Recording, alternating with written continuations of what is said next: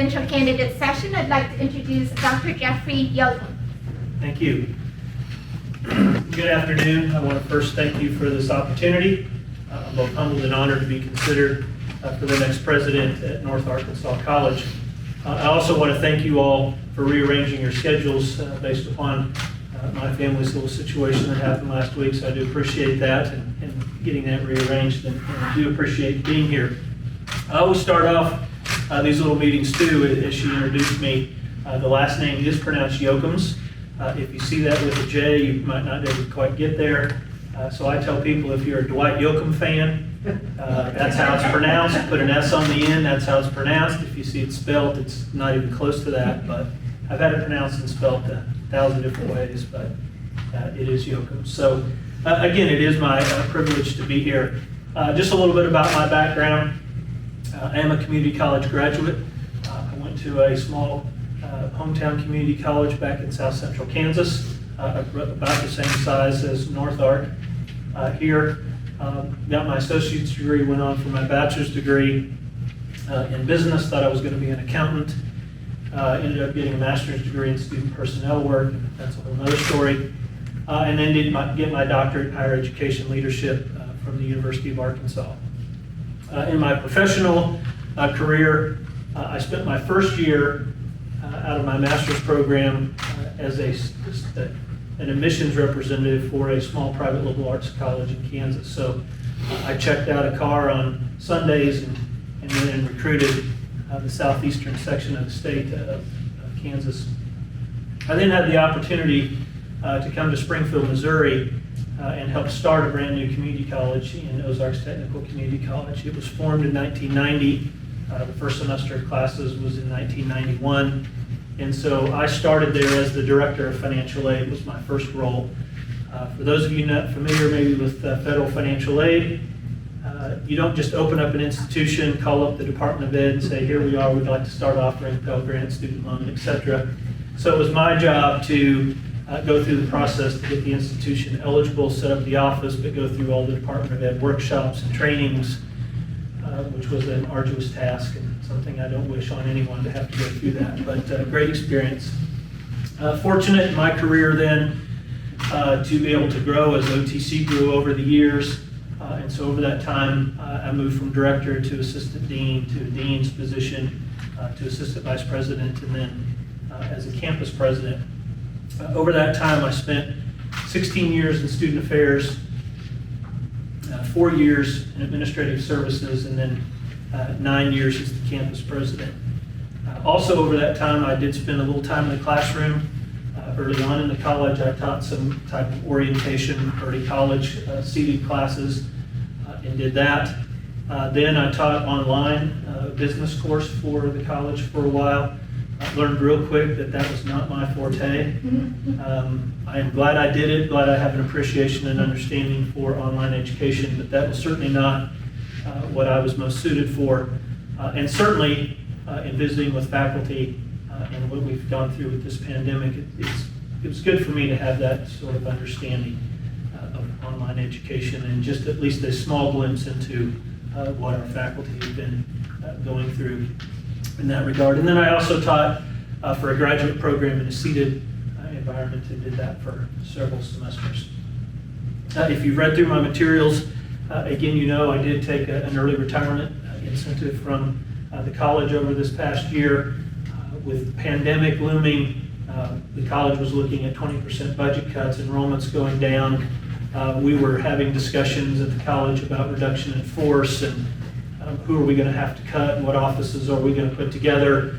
And at that point, I had already started applying and looking for my next venture and wanted to pursue a college presidency. And at that point in time, it looked like I might be one of those potential individuals who might be on that list. So it was a good move for me and the college to take that, to do that early college retirement. The college did hire me back, so for the past year, I've been working part-time for the college as a COVID case manager for both on the employee side and the student side, which has been really valuable and very interesting to get to do that work as well. Why North Ark College? Again, I don't consider myself retired and looking for that next opportunity. And I truly have a passion for what community colleges do, not only for the students that we serve and the lives that we change there, but the business community that we also serve and how we help enrich the community. One of the things that I also have been looking for as I've been applying is for colleges where I think, one, it's a great fit for me, hopefully for the college, but also for those colleges that are a great fit in that community. North Ark reminds me a lot of my hometown community college and that niche it felt and fit in and what it did for that hometown. So that's also partly why I'm interested. OTC, if you looked at online at the college, much larger than North Ark in its total. So a little dissimilar in that respect as far as the size, but the Richwood Valley campus in which I served, very similar in size to North Ark. And so I think that makes a great fit. But both colleges overall have similar mix of general education, technical and allied health programs, similar mission and vision. And again, I think community colleges is certainly the best niche in higher ed. I'm biased, but I think it serves higher ed the best. Also drawn to several programs, again, looking on your website and going through some of the things that you're involved in. The North Ark Technical Center, the fast track classes, Pete's Pantry, looking through that. I know food insecurity is a huge issue for students, and so starting up something like that is big. Certainly been interested to talk today and learn more about the construction of the residence hall and what that's going to mean. That's certainly of interest to me as I'm looking for that next opportunity. OTC was a commuter institution, so we had no residence halls, but what that can mean, that's certainly of interest in helping explore that with the college. Your center, I always had to write this down, Center for Robotics and Manufacturing Innovation, that new facility. That excites me and trying to learn more today about what that's been all about, what programs are going to be included. Got a tour of the North Campus earlier today and got a feel for the programs there. So better understanding again of what's going to be moving over, what that building will look like, what it's going to mean for the college. So that's exciting. And also the student life opportunities. Again, OTC had no sports teams, and so the opportunity to come to a college that has some athletics and be involved in that, a little more student life opportunity will be a big change, but certainly something I'm looking forward to. And way in my past, I'm a former student athlete myself, so that has some draw as well. And then Arkansas is a state I've had my eye on and kind of looking towards. If you followed and Googled my name, I've been in a couple other searches in Arkansas, and so certainly Arkansas is a place I'm drawn to. And then certainly this part of the country, I've lived on the Missouri side, but in this part of the country for a number of years. We've kind of fallen in love with this area of the country, and so that's a huge draw for my wife and I as well. Also, again, just trying to do my own research and online, it seems like, and I've learned more about it today, that North Ark is a great partner within the city of Harrison and looks to fill a great niche, and that's also certainly a draw for me to be here. So with that little intro, I'll turn it over to Okay. you doing the moderating again. Okay. Questions. All right. Well, here we go.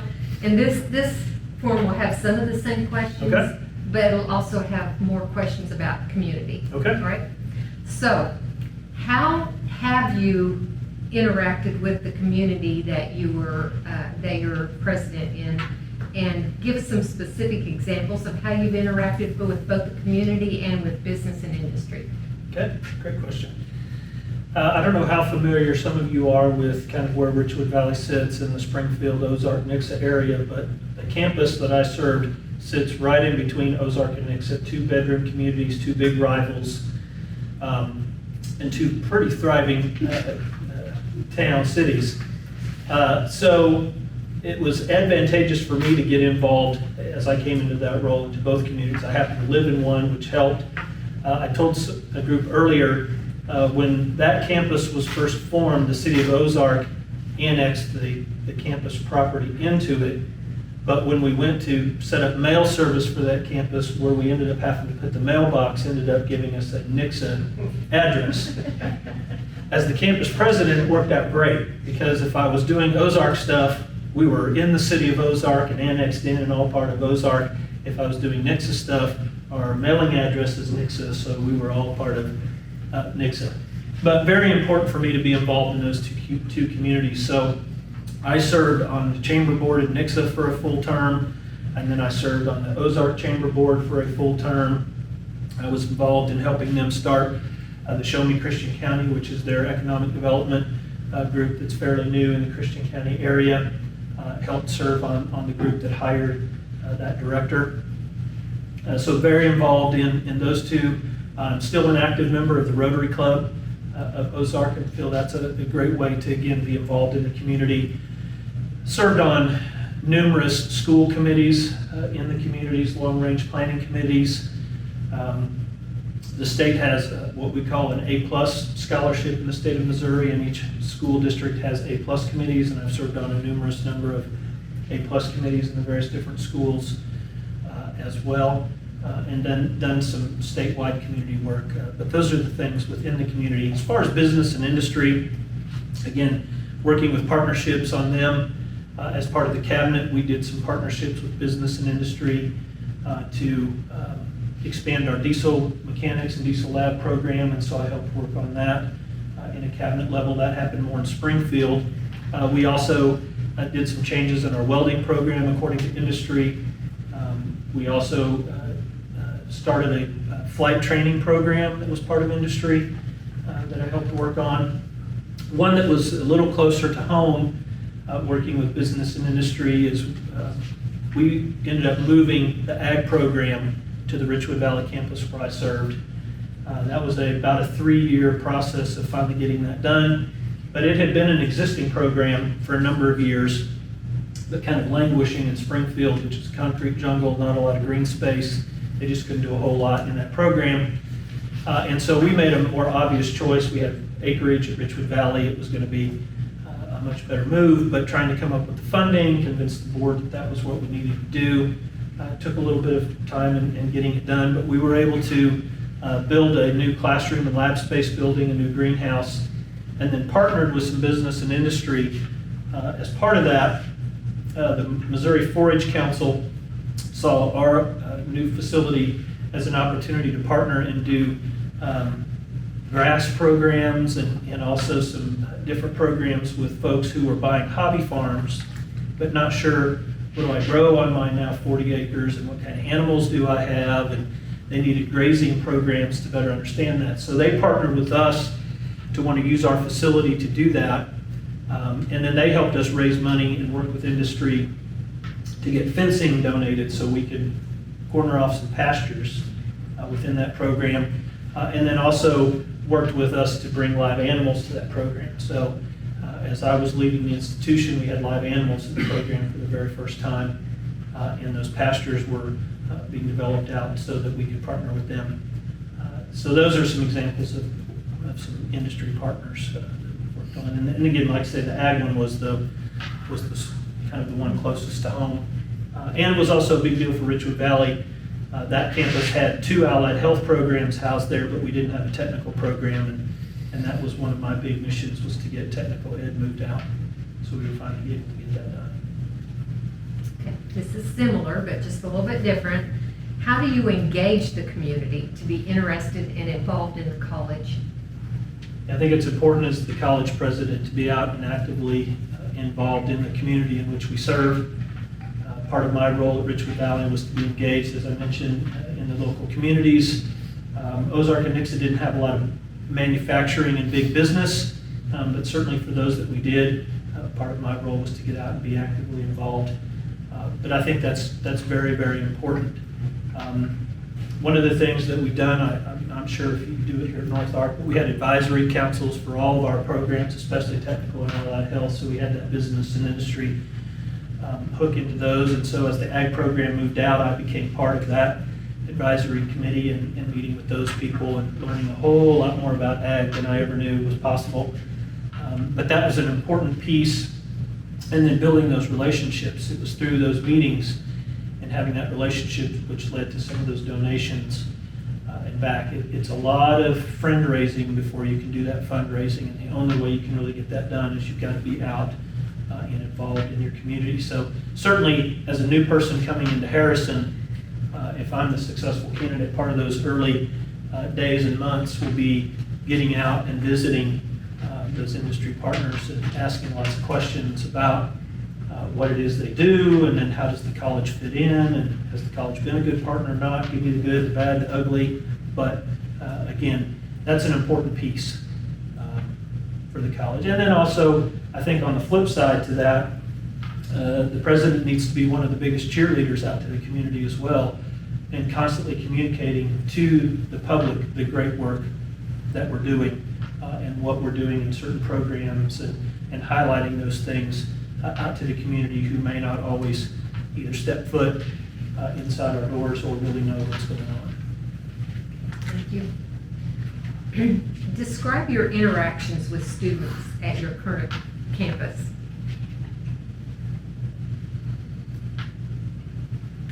I've mentioned several times today that I've talked to a lot of students over the years and would always say, come in and see me and tell me your experience, tell me the good, but I also want to hear the bad and how we can get better.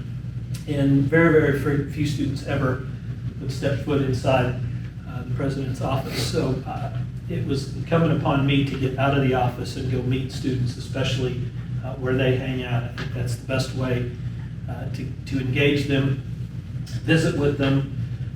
We did several different things, from some open forums. There was one time I grabbed a bag of candy and walked around and handed out little candy bars to students and just visited and tried different things. But I think it's important to get out and visit. You can go and visit with certain student groups, and that's a way to access them. Here you've got some athletic teams, so those are in essence a built-in student group that you can spend time with and get feedback from. But I think it's important to just get out and engage. That's how I want to do it with not only the students, but also faculty and staff. Just get out of the office and engage where people are hanging out rather than waiting on them to come and see me. Okay. What should North Ark do differently to help solve the shortage of skilled workers for businesses and industry in our area? That's a great question. I think if we had the perfect answer for that, we could sell that and do great things. I think it goes back to a lot of communication, a lot of being involved in the community and having those conversations. Some of the things, again, I mentioned it earlier, one of the deans at OTC continually talking to me, saying that a lot of our technical education is no longer that dirty, dark type jobs, but that's still the image a lot of people have. And so how can we try to get past that and get people interested? And we tried some different things. One of the things I think that was most successful lately, we rented out a big venue space, brought up all of our technical and allied health programs into one space, kind of that dog and pony show, if you will. And then we targeted middle schoolers particularly, and worked with school districts to have them bust in to just come through and do things that was live and interactive. It wasn't just to walk up and somebody talk to them, but doing something that they could interact with the students and get them interested. So they got a better feel for what's automated type things, what really is involved in diesel mechanics these days, and various different things like that. And so I think doing those kinds of things to get students engaged early, to show off those types of programs, to kind of get past that sort of negative image that some have, and then doing constant communications out to our constituents about the good paying jobs, what the jobs are, what they pay, where they can lead to. I think just reminding people that you can come in some cases for a good 1-year certificate program, you can make a really good livable wage and start really quickly and stay right here local. So those kinds of messages, I think, are ways we can help. Okay. Do you feel that in-person learning is important to students? Yes.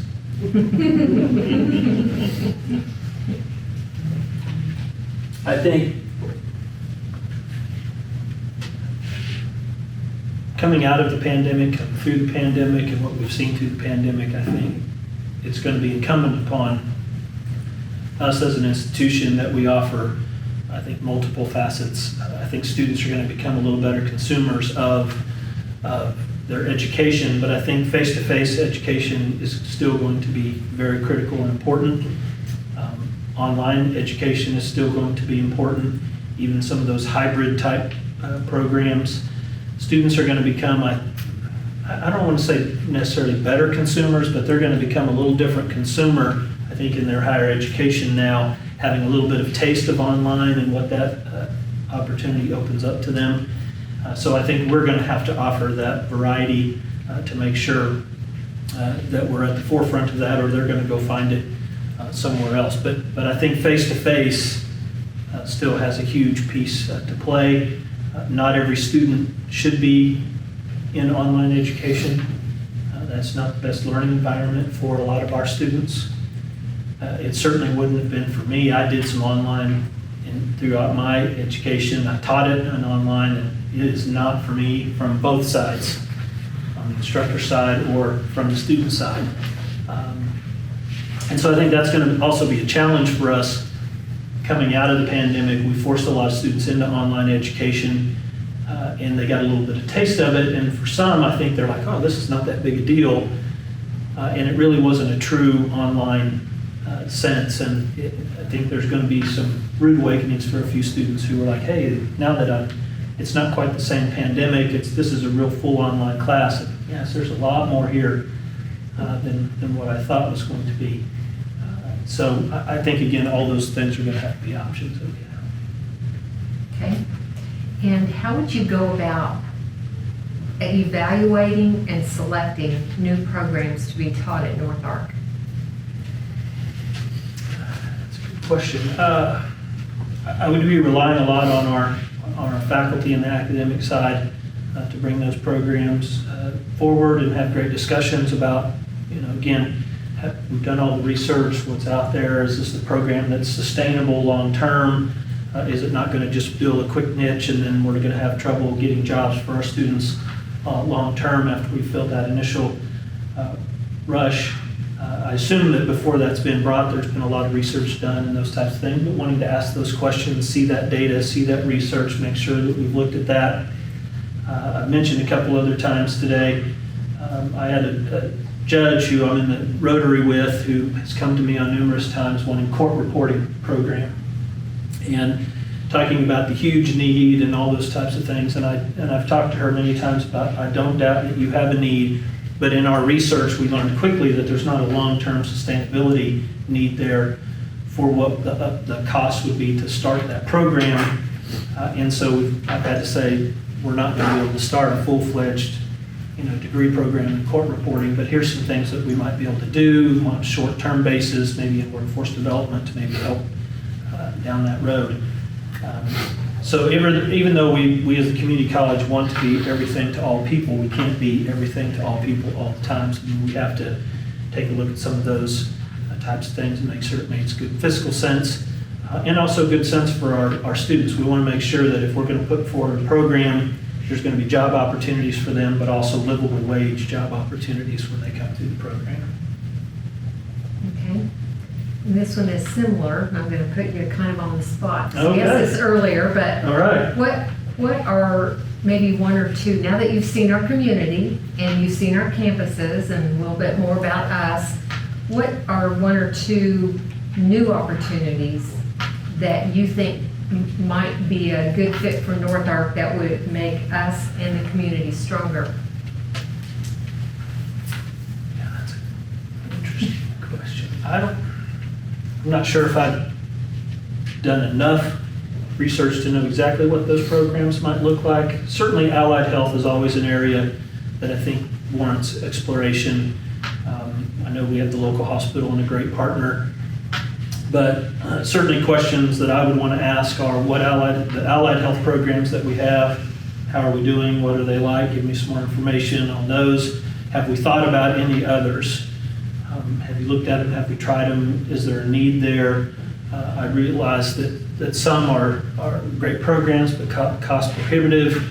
OTC has a dental hygiene program, for example. Phenomenal program, high wages at the end, lots of people who want in the program, but it is the most expensive program to run at the college, by far. Far outweighs. And so you got to really look at the cost of that program versus the needs of the community.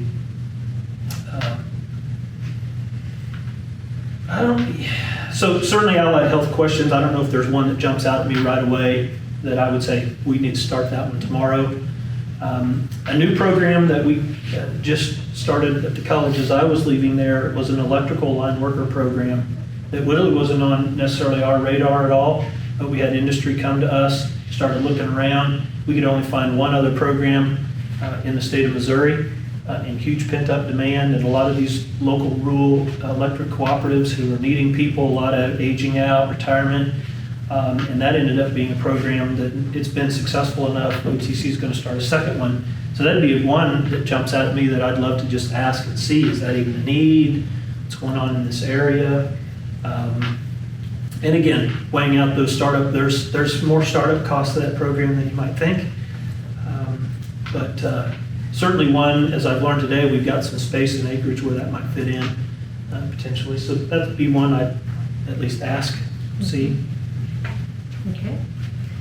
What are your ideas for increasing diversity in this non-diverse area? Yeah, we faced maybe similar challenges in the Springfield area. If any of you are familiar with Springfield itself, certainly not as diverse as other parts of Missouri, and something that we struggled with as a college. We did several things at the college. We did some, first of all, we made that a point of our strategic plan to increase our underserved populations. We made it part of our goals and vision as a college. We also did lots of staff development training around diversity and inclusion and those types of things.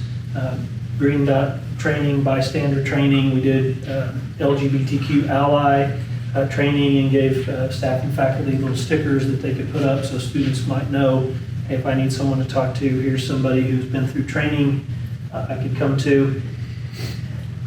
We also, one of the things that was sort of a byproduct of another deal we did away with our standardized course placement testing at the college several years ago. Not for that particular reason, but Compass was going away. If anybody's familiar with that whole process, Compass was going away. We were looking for something different, new, weren't happy with standardized tests and how it was placing students. Started to really dive into our numbers and saw that it was really placing our underserved populations in more dev ed than we thought they should be. So we went to a guided self-placement process, which I can talk a whole lot more about that, but a byproduct of that was giving more of our underserved populations an opportunity to start in college level classes quicker, taking away some of those barriers. So that was a big win for us. And then one of the other ones, fortunately for us, is we were able to partner with our four-year transfer partner in Missouri State University. They do a lot more recruitment outside of the Springfield area than certainly we could. And as a slightly selective institution, they would visit with a lot of students in Kansas City, St. Louis, Columbia, who might love to come to Springfield but might not quite get into MSU to start with. And so they would hand them our information and say, come to Springfield early, enroll in OTC, get started, get in love with this community, and then transfer right on over seamlessly. And so all those things together really helped us in our diversity on the student side. The area I mentioned earlier, we still struggled with at the institution was on the staff and faculty side of trying to bring more diversity to our staff and faculty, and didn't have a good answer for that one. That was still something that was a work in progress for us. Describe your relationship and experience with state leadership. Yeah, several things. I served as the OTC representative on several different statewide committees and initiatives.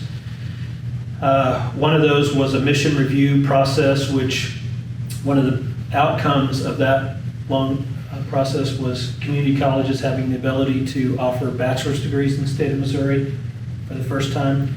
Very, very specific, lots of parameters around that, but basically in areas where, mostly allied health, but where accrediting bodies were moving that entry-level position from an associate's degree to a bachelor's degree, we wanted to be that person, that entity that could offer that. But I was part of the committee that did some of that. I sat on a committee at the state that reworked some state scholarship programs.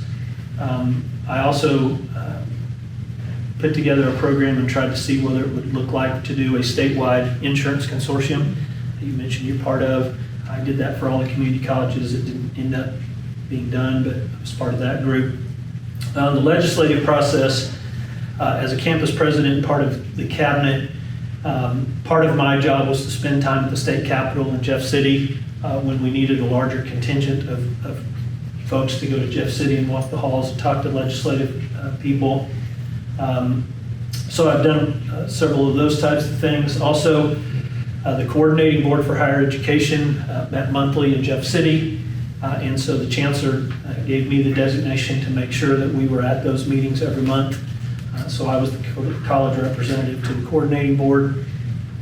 The coordinating in Missouri, the Coordinating Board didn't always get a lot done, but the way they set up their meetings and the way it was very obvious to see who was and was not at the meetings, and we felt it was important, even though a lot may not get done, that we were seen at the table and always participating. So that was a role I took.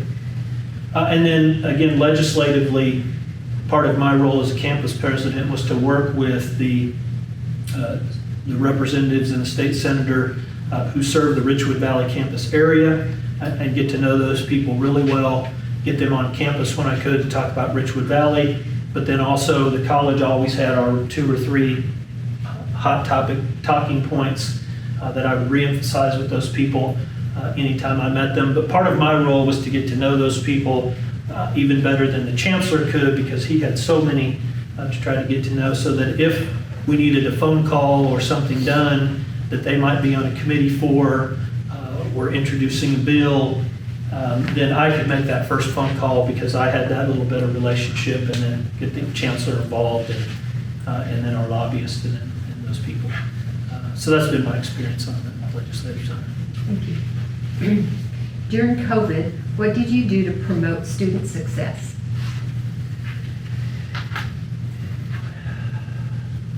Yeah, several things that we did at the college and learned kind of as we were going. One, learned real quickly. I mean, we knew kind of anecdotally some of our students and lack of internet access and some of those things in the rural areas, and learned that real quickly about students trying to do work on their phone, with no access to even a laptop or anything. And so trying to connect them to some equipment that we had. We also expanded our Wi-Fi at our campus centers so that students could come to campus and sit in the parking lot and do work through that expanded Wi-Fi. One of the biggest ways is one of the early things that we did when we flipped everybody to online, we felt important, was to reach out to our student body and just sort of check in and see how they were doing. So everyone made phone calls from the chancellor on down. We all had lists, and so we contacted students to just sort of check in. And through that process, really learned a lot of things about what was going on in student lives, but that and we started having some conversations about changing the way we did advising, and we were very much in that reactive, sort of waiting for students to come find us in the advising world. And so through some of those phone calls and those touches, we started changing our whole advising process to become much more proactive, data-driven, with specific reach outs, changing even the names of our advisors to navigators, but really doing a much more proactive reach out. And that stemmed from, again, what we learned in making some of those phone calls to students. And so that was an ongoing process as I left the institution, but one we could see a lot of benefit in changing that process, again, being much more proactive. And again, having those touch points so that if it's time to fill out the FAFSA and it hadn't been received by Jeff, I'd get a phone call. If I hadn't registered for classes for next semester at a certain time, I'd get a phone call or a text message or an email or all the above. If midterm grade reports come in and I wasn't doing so well, somebody was going to reach out and touch base with me. So those kinds of things, being much more proactive, I think are going to provide a lot of benefit. Okay. If a group of us were to go on your campus, what would we learn and hear about you personally? That Jeff's engaging, that he gets out of his office and is interested in us, not only in what we do at the campus, but outside of OTC, that he was always willing to listen, very open to ideas and different things that they wanted to try. The Richwood Valley, I think you would hear family. It had a little bit of a reputation, right or wrong or indifferent, as being, they would refer, other education centers in the Springfield campus refer to us as the country club. I always took that as a positive, some thought it was a negative, but I always thought, it felt like we had a little bit something special in sort of that closeness.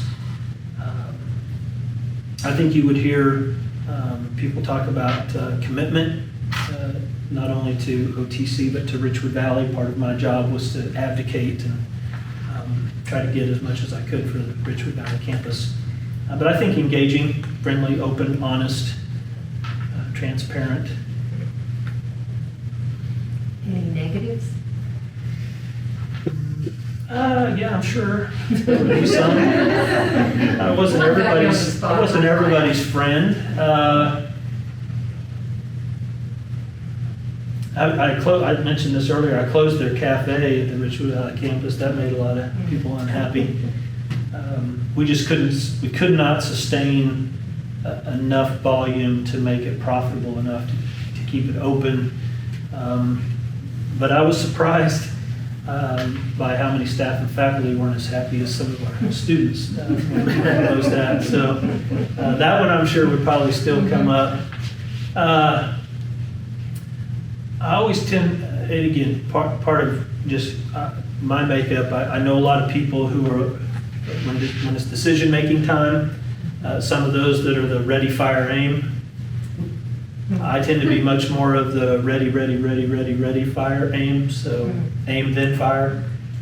So at times I might take what people perceive as maybe a little too long to make a decision, but I always wanted to gather as much information as I could and take as long as I could to make those important decisions. So I know that frustrated some people who wanted, I want a decision yesterday on the question I just asked today. Okay. What's your leadership style? Yeah, I tend to be much more of a consensus building and democratic type leader. Big believer in hiring the right people, putting them in the right spot, setting a vision as a team, and then turn people loose and let them go do their jobs. I see part of my role again is that, again, setting that vision, setting the tone, celebrating those successes, but letting people get out and do those types of things and giving them that opportunity. I also had lots of good conversations with some of our faculty too about opportunities to, let's try some different things. You've got some ideas, let's hear them and talk about them. And not be afraid if it's a well thought out, well-researched, good idea, let's not be too concerned about whether it's going to be successful or not. We're going to learn either way. But just having a few of those conversations with people, I think is beneficial as well. Okay. And tell us what you would envision if you were hired. What would your first 3 months look like? Like, what would you want to accomplish your first 3 months? Yeah, I don't have any necessarily preconceived list of things that I would come in that definitely need to get done. Obviously, there's certain things that would be important coming in basically at the start of the school year. So where's our enrollment, where are our numbers, are we anywhere close to what we projected, how's the budget look, getting a sense for that. Certainly spending some time understanding better the budget and the makeup and those types of things. But I would want to spend a lot of time listening and learning, getting out and meeting with staff and faculty groups, meeting with the student groups, getting over to the North Campus and better understanding exactly what's going on over there and the staff and faculty and the students that are involved at the North Campus.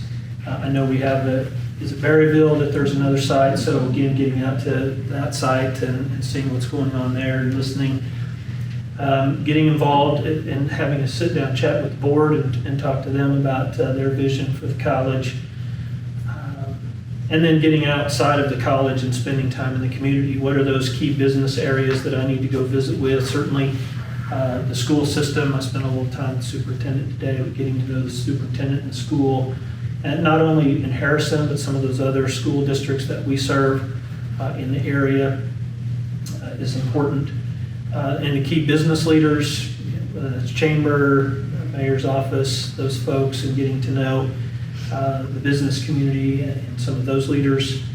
And then certainly legislatively, who are those key people that I need to go visit with, see, know who I am, know who they are, and make those connections. So it would be spent a lot of listening and learning, and then kind of taking all of that information back in to kind of help formulate maybe a vision and a plan for where we go. I know you're, again, with the residence hall, that's going to be a big piece, and again, where are we at in that process and getting that done, and also that new center for manufacturing and robotics, again, where are we at in that process, what's the last remaining pieces to get that done.